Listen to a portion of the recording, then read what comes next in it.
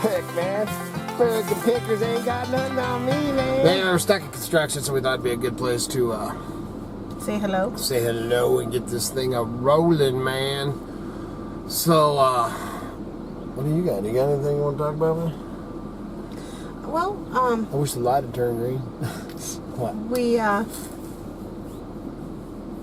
took a couple days off of listing on eBay. Oh yeah, that would actually. So maybe this will be a Mountain Junkers. So, hello, all my fellow junkers, treasures, hunters, resellers. No, but yes, go ahead. Just kidding.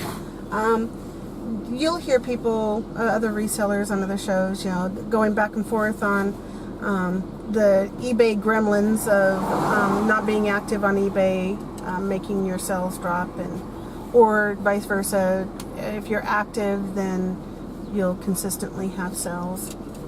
Yeah, I don't care what any of those people that are telling you that not getting on and doing your roll your window eBay and stuff every day, that it doesn't affect, they're full of crap, man. Yeah, I've been doing this a long time, and we ended up not listing or anything. I don't even know if I got on. Well, yeah, I don't even know if I got on there for 9 days. It took over a week off. Yeah, we were still shipping. We were still selling some stuff, but as far as the amount of stuff that we were selling and everything, and actually eBay's up a little bit and stuff, and our sales are way down. Yeah, it definitely affected our stuff. Right. So to kick it off this morning, actually I listed we listed 25 or 30 things yesterday. Back at it, rocking and rolling. You can check it out too. I actually started a sale this morning. 44% off. So check that out. But yeah, it definitely, I don't care what anybody says. We gone. I don't care what any of these other shows or anybody out there tells you. In our experience. In my experience, and I've been doing eBay 16 or 17 years. My experience, yes, it does. If you want to be active on there every day. And something else that I was going to touch, I was actually going to make a list on a Mountain Junkers as we had a question, because you can put your questions down below, and we can do like a Q&A thing, and we'll answer your questions and stuff like that. But I had a guy ask if we had done eBay when we lived in the motorhome traveling around. And no. eBay started while. Yeah, there wasn't. There was no cell service yet. Portable internet access in those days. Yeah, this was a long time ago. Yeah, this was a long time ago. 1997. Yeah, not only that, I mean, and back then, you didn't even have a computer unless you had a pretty good chunk of change, man. Computers weren't like they are, and internet service at that time. You could get a Mike Mooney, I think, had a satellite. He had a little dish thing that he'd set up. Yeah, but it was called an air card, and you actually had to it was an attachment on your computer, and it was he was really paying big expensive. bucks. Yeah, but he was also, because he was the one that kept on pushing. He passed away, one of good friends, forever. He had it forever. Was always telling us, you need to. He was the first one I knew that went and quit doing flea markets completely and started doing eBay instead. And we'd flea marketed it set up, usually pretty much right next to each other for 20 years, 15, 20 years, long time. And he was always, you guys need to do eBay. You need to do eBay. So anyway, the answer, that was a long way around. Yeah. The answer to the question is no. eBay started while we were in the thing, and as eBay came along and we were still doing flea markets and antique shows full time, we watched the decline and fall of the reselling as far as face to face out the flea markets and stuff like that. They just went, I gotta get these people off my butt. That's what you do, man. I let all these crazy flatlanders fly by. All right, we'll check back in a few. Howdy. Back, man. That actually did that film that. It's been a couple, 2-3 days. We've been just crazy busy. Everything from doing, homestead stuff to obviously treasure hunting, and I'm working on some deals on some bigger rusty gold and stuff. So we're working on that. We actually went up and looked at some of that as we were going. How are you on this fine day, Miss Kitty? I'm good. All right. So serious. Anyway, this morning, That's because we got to get our work done. So we go mushroom hunting. yeah, exactly. Yeah, we're actually going mushroom hunting this afternoon. Actually had a very good last night. And actually the night before, but we had already shipped that stuff because we did next day shipping. But we haven't made it. Miss Kitty's just getting ready to pack this, and I knew I'd started that video, so we thought we'd show. I think we only got 4 or 6 things or something like that, but I figured we'd show a couple of things that we just sold. Man, did pretty good overnight. So here we go. First, let's start off with, man, is a vintage blacksmith hook nose. Great knife making tongs, 29.5 inches long, hand forged, $45 shipped. Are we taking turns doing this, or is everybody's on my side? No, you got the stuff over there, but I got something we're waiting for. Oh, okay, all right. Well, I got that. Yeah, I got this in the list. Then we have a vintage working wind up Finney Walker Germany travel alarm clock with folding case. $20.98 shipped. Excuse me. And this stuff, the tongs weren't, but this was actually on sale, and then these were actually on sale too. Which I don't know if I really meant to put these on because these were very cool. But little vintage France Dumont, France 8x25 lightweight binoculars, and a nice little case. And they sold for $27.92 shipped. I was going to pull them out, but man, they're kind of a pain in the butt to get back in there. Thinking that you had showed those when we got them. When I got them, I probably did, and then I couldn't get them. Showed how they go in. I can't even get the thing to buckle. I sure ain't pulling them out of there. Yeah. And then we have this is a nice one. Is a vintage Forstner stainless Soligen Germany meat cleaver 3-pin, rare and nice, $47.78 shipped. And then my favorite, last but not least, and this is just actually actually I woke up.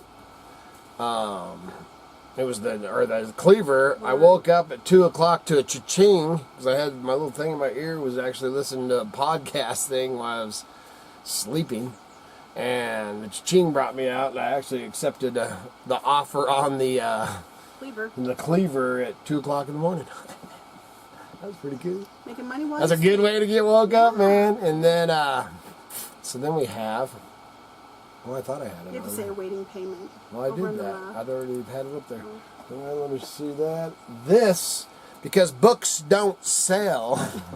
That's what somebody said once. Books are my bread and butter, man. Books will always make you money. Books will always sell. And this one right here, man, I just picked up last week. 1935, the Idaho Encyclopedia, Compilation of Data, Geographical Culture. This book is, man, I really didn't want to sell it, but for the kind of money that I got for it, man, there is some, man, we spent a lot of time, the maps and stuff in here. It goes over everything. It is just amazing. It'd be great for my collection. History on cities. Yeah, history on, I mean, it's just an amazing, 1935 book. But I sold that mother for $144.31 because books don't sell, man. Yeah, I'm sure that he regrets saying that. Yeah. Well, maybe they don't sell for him, but I'll tell you what, man, books sell. Yes.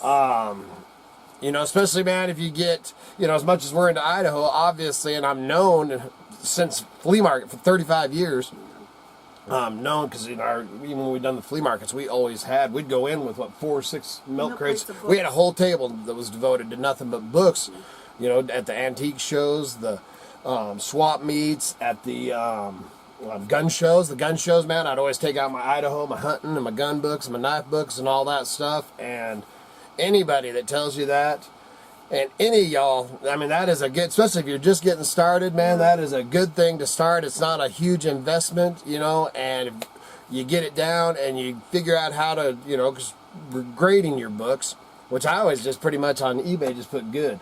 Even if it's fantastic and amazing, just good, you know, and give a accurate description of it and everything. That one had the dust jacket. Still take lots of pictures. Don't just take their little default picture. Put your own pictures. Yeah, but then you got, you know, the people, you know, like BP does, and some of the Amazon people and stuff, you know, they go into the newer places and the dollar store, you know, that's, I always look at the dollar store books when I'm in there. You know, I'm more into the vintage and the, unique, you know, my lifestyle and the stuff I'm into. And I collect books for myself. I mean, we have hundreds and hundreds, you know, we have our own little library.